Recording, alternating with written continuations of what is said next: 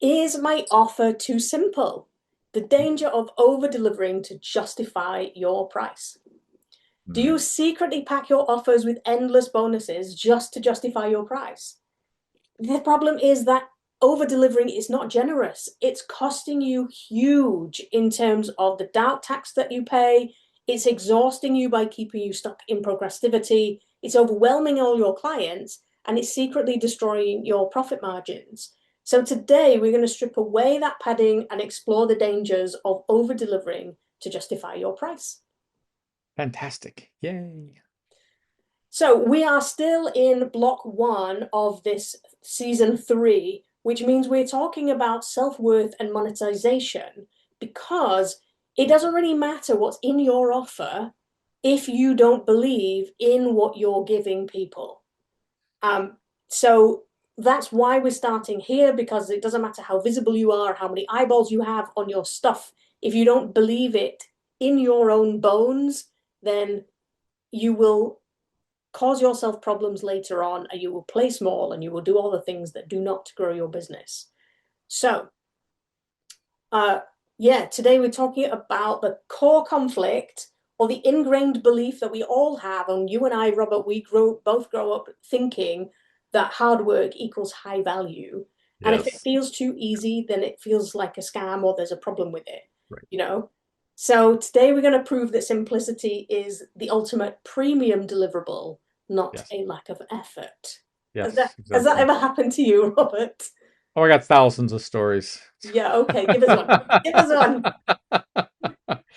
No, I mean, but first and foremost is this whole idea, that, the idea that, you know, I can only justify, you know, the whatever it is that I earn by hard work. Like if, you know, success is determined by the amount of hard work I put into it. And that's not accurate at all, And so worth and worthiness are really convoluted when we try to relate it to the amount of work that we think we're putting into something. Like, oh, I don't deserve it unless I've basically killed myself to earn it. Yeah, And that's horrible, yeah, because there's so many other better, simpler ways to accomplish the same goal. Because as a coach, I'll ask my clients, it's like, well, is that the only way you can achieve that objective? And then that unpacks everything. It unpacks all the underlying beliefs, to why they think they have to try so hard to get so little and to try to figure out a way to feel good about it. yeah. And this is why many people quit before they start. Because if I have to do all this amount of work just to get that, that means I've got to do that to get that. And it's like, who wants to do that? Yeah, You exactly. know, and it's just such a mental mind bleep that so many people, the majority of people that I know and work with, have experienced that, and it is such a hurdle, such a hurdle. Not an impossible hurdle by any means. It's easy to fix. Yeah, yeah.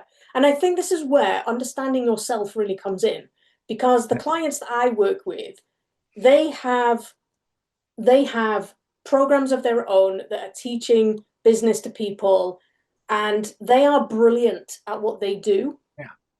They but they're just one type of person.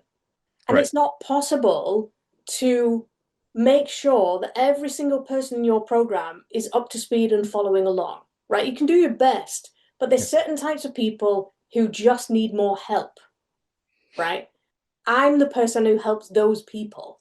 Yeah. Okay. So I work alongside these business people to massively increase their completion rate and the results that their people get from their program, just because I can fill in the blanks and I can handhold the people and I can help them move along and I can stop their overthinking. Because so many times I've been in a training, right? And it happened to me last week. I've been in a training and you can hear all of, like, in the Zoom meeting, you can't really hear it, but I can hear it in my head. All of these people are starting to fill in the workbook and we're answering all these questions and stuff.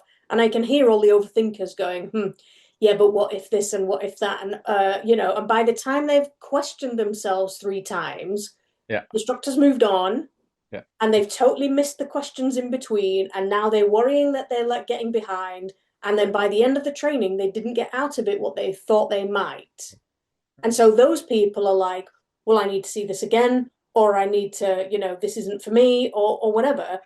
But if they hadn't have had that overthinking going on, if they had the confidence and the self-belief in what they were doing, they would just be able to boom, boom, boom, answer the questions and get the results that the instructor has the ability to deliver, Yeah. right?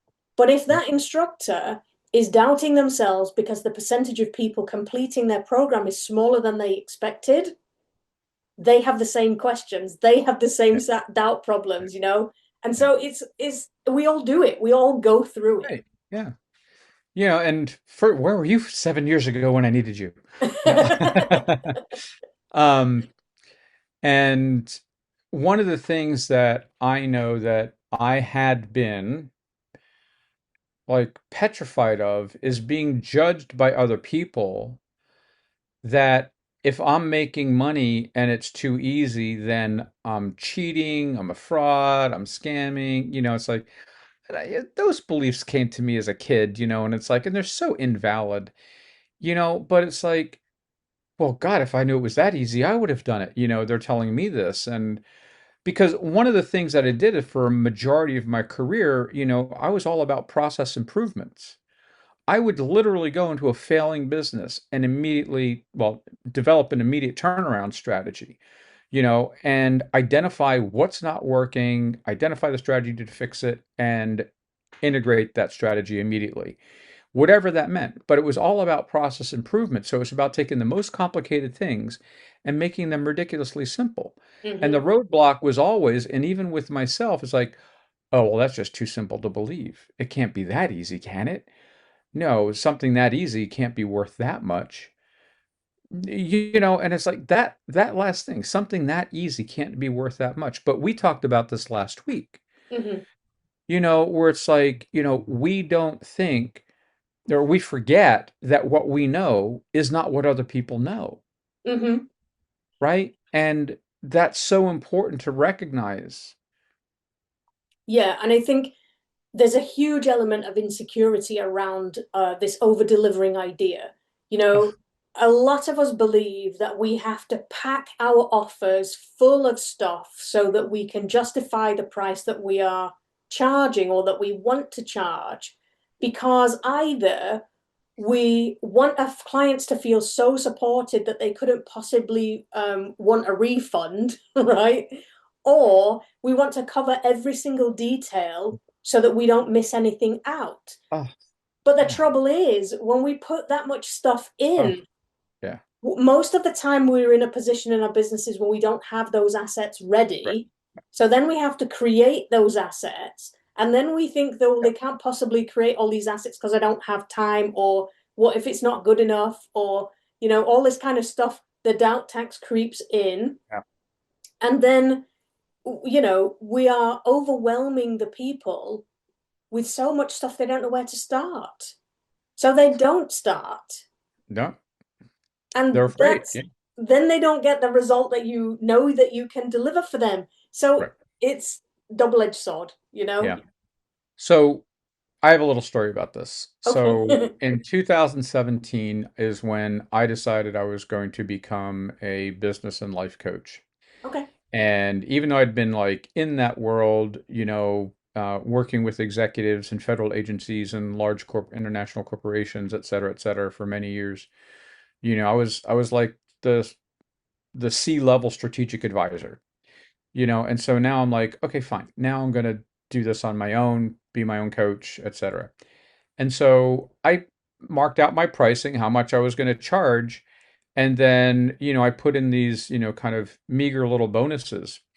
And then I went to this training class. It was like a little on-site summit in Bensalem, Pennsylvania, and near where I was living at the time.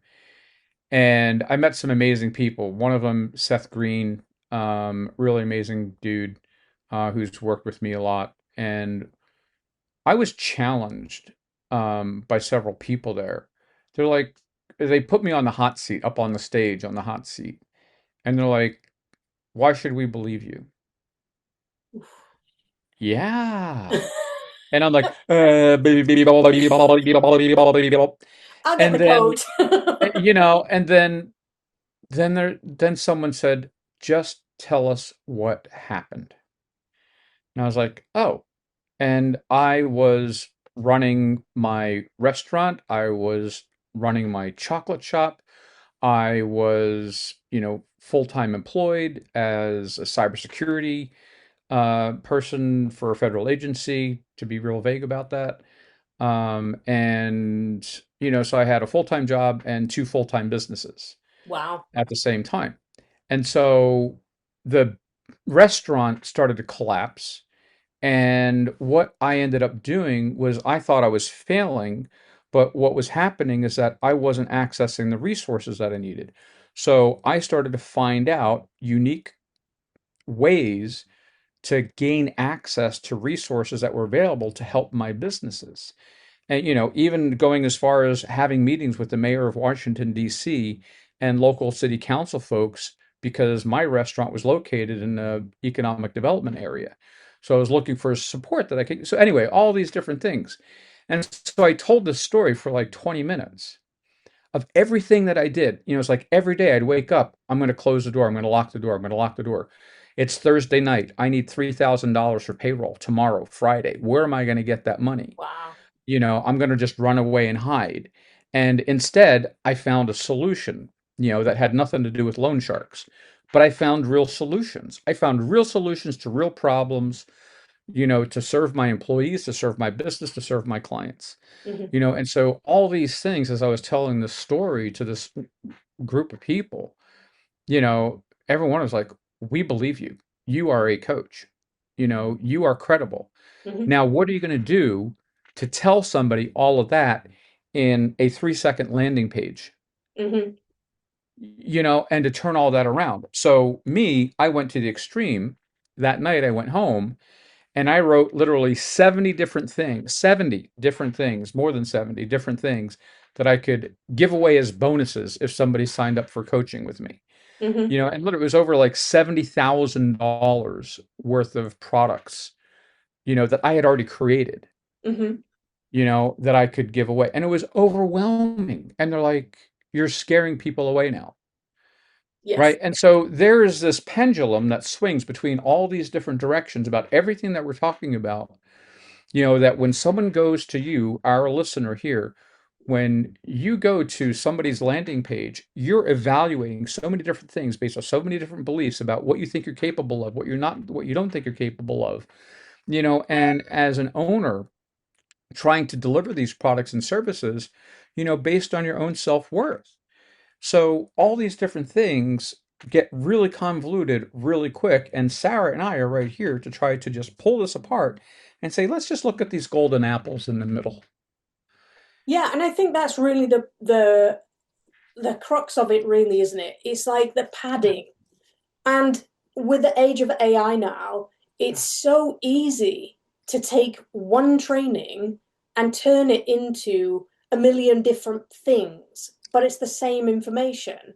And so if you're just padding your offer with those million different things, but it's the same information, then yeah, okay, it might help somebody to consume it a different way. So it makes a Yeah, little bit more it's the same sense. thing. But it's not helping them move No. forwards. It's just the same thing, different Yeah. ways. And people are wise to that now. Yeah. I mean, it used to be when I first started doing online business, over a decade ago, that when you did a training, you could just give them the transcript and you could give them, the recording, and people would be happy with that. But Yeah. now everybody's got the note takers that jump into the trainings, and oftentimes there's more note takers there than there are people. So things are different these days. People Yeah. need help with the questions that they have in their own heads. Yes. Not it's not about how can I satisfy my insecurities. It's how can you help them move Mhm. past their insecurity Yes, absolutely. and the fact that they don't believe that they can do it, or they don't feel like they've got enough time or resources or whatever it is. They're not really paying Mhm. for the weight of your PDF binders, or how many things you can stack into the offer. They're paying for the speed and the certainty of the transformation. Right, exactly. Exactly. And that's the thing. And if I can't, if you, our listener, as a solopreneur, feel like you can't deliver on that promise, to be able to make a quick transformation to solve that problem. I know that when I'm looking for a solution, I want somebody who's able to solve it like now, Yeah. and I'm willing to pay for it. I'm willing to, the more it hurts, the more amount I'm willing to pay, the higher value I'm willing to pay. Yeah. And I think that people, solo entrepreneurs particularly, don't realize that every time they hesitate, every time they second guess themselves, every time they overthink something, they're Yep. paying what I like to call a doubt tax. And it's the hidden compounding penalty that you're paying because your insecurity is dictating your business model. Yes. And in this particular situation, there's there's different areas where this doubt tax shows up, you know. So there's the margin tax, when you're spending 40 hours fulfilling a contract that should really only take 10. Yeah. So your hourly rate is secretly plummeting and you're capping your income because your capacity is just being choked off. Yeah. And then of course you've got your energy tax. Like you're exhausted from managing all these bloated deliverables that you said you'd create, but you haven't had time to create. So then you worry that you're not, delivering on your integrity and all that. We feel like it's a reflection on ourselves, Yeah. and then it's almost like we start resenting the clients for wanting what we offered, you know, but when we realize we can't really deliver it, we're like, and Everybody watching this should be relating to yeah, that. absolutely. And then, of course, there is the results tax that I was talking about before, and that is your clients don't succeed. And Right. that's the most painful one, Oh, it is. Yeah. really, because by over delivering, you are causing your clients to fail. Because Yeah. confused and overwhelmed people do not get results because they're just stuck in paralysis. And that ruins your testimonials and that feeds your imposter syndrome. Yes. And this doubt tax is a complex thing. So I created a calculator so that you can go and calculate your actual number. So what your insecurity is currently costing your business, you can go to potentproductivitypodcast.com/taxcalc to calculate your exact doubt tax figure. You know, it's that hidden financial, operational, and energetic penalty that you are paying right now for not trusting your own simple expertise. It's completely private, takes about 60 seconds, and I'll be right there Right. with you to help you understand your numbers once you get them. So go and do that after you finish listening to this. Yes. It's brilliant. The first time I took that, I was like, oh boy, I got some issues here. You know, it's like, my goodness, I'm leaving a lot of money on the table. Yeah, and people are frightened by that. They're intimidated by the numbers, Yeah. but actually, once you have them, Yeah. it's that baseline reality that now you can do something about it. You know, so my question is never, or is my in reaction is never judgment. It's always why. It's Yeah. always the question why. So if your number, whatever your number is, it could be 50,000 a month, it could be 5,000 a month, but whatever it is, why is that happening? It's not a reflection on you as a person. It's not a reflection on the decisions you've made in your business or you're struggling to make in your business. It's just the reality of what's happening right now.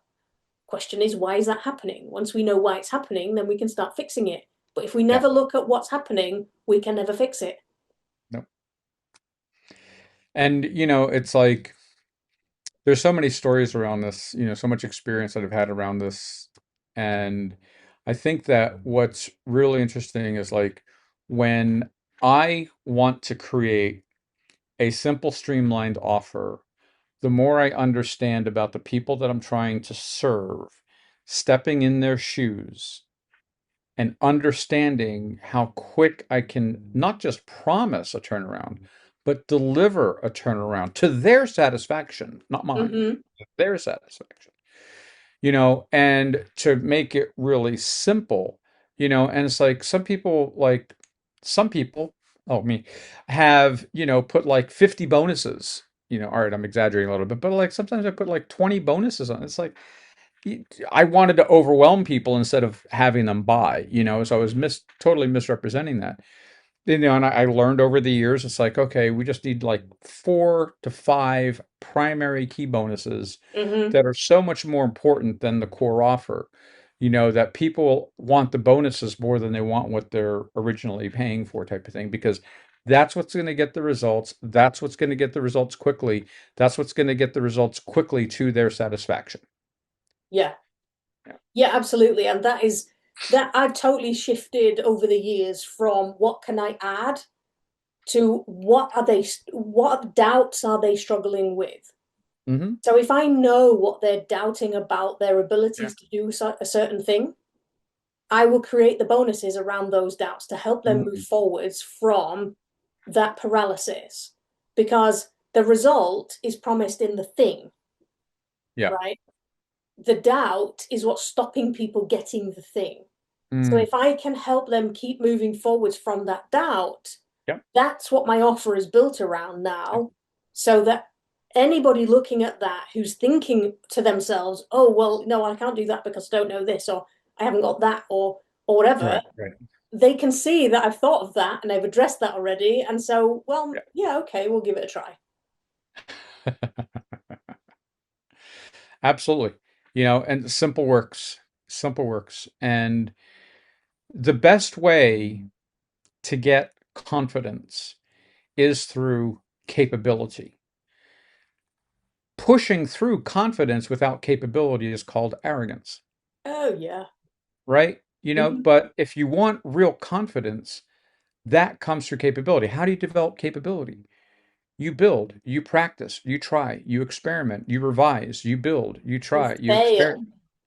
Well, that's what I'm being nice. I'm not using the word fail, but it's like, we re-examine things and we make adjustments. Yeah, we fall down, we make mistakes, we learn Yeah, from them, and we get back up. absolutely. Yeah. Because that's what works. And, it's like, show me a human being that has never failed. Well, It doesn't yeah. work. No. And technically, There that's isn't anybody. impossible. It's not, yeah. Anybody over the age of two, you've already been through the process of learning to walk and talk. So, you made a lot of mistakes then, and that's how Could you you learn to do imagine? it. Could you imagine if while you were trying to learn to walk as a baby, and you got up, you were crawling, and then you got up, stood up, fell back down, and your parents were like, "Oh, you're just going to be a crawler your whole life. Just go ahead and give up right now. You're just a crawler. Come on, it's like Yeah, give it up right now. You failed. That's it. You're not yeah, allowed to walk." yeah. No, it's like that's why we need encouragement, but legitimate encouragement, not fake, fluffy, stupid encouragement. Hmm. Legitimate encouragement, because if you walk, you'll be able to, you know, run and play and jump and sing and dance and all these wonderful things. But Exactly. Yeah, yeah, yeah. maybe a Cool. little off topic, but good Yeah, example. but it was a fun diversion. But my point with all that is just like we take failure too damn seriously, Oh, yeah, yeah, and instead of using it what it's there for, to yeah. become stronger. And this is You don't. this is the exact reason Yeah. that I use so many cartoons and bright colors in my Yeah. business, because when you're talking about people's feelings and their insecurities about things, it can be very intimidating. And so I want to soften it. I want to make it more playful so that it feels like it's not such a horrible place to be, Right. you know? Because when we deal with those things, the success that you experience is so huge, Yeah. Yeah. but you don't have to spend 6 months in therapy talking about it, you know?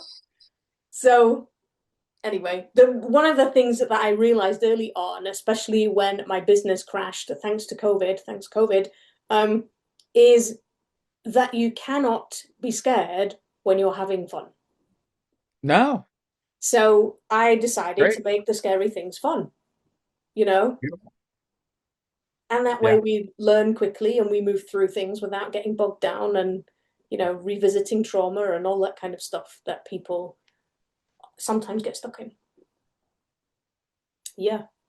So your homework for this week is to take your primary offer and have a think about the bonuses that you're adding with your offer and ask yourself, is this soothing my anxiety or is this soothing your customer's anxiety? Right? And if it's soothing your anxiety, I want you to get rid of it. Mm. Just take it out. And if you end up with no bonuses, then think about your customer's anxiety and what bonuses you can create to help soothe those. I have another piece of homework for everybody. Cool. Yes, go to Potent Productivity Podcast /tax calc and take your doubt tax assessment. It takes less than 60 seconds. Figure out how much you're paying in doubt tax, get clarity so that you can get a solution and move on. Yes, I like that.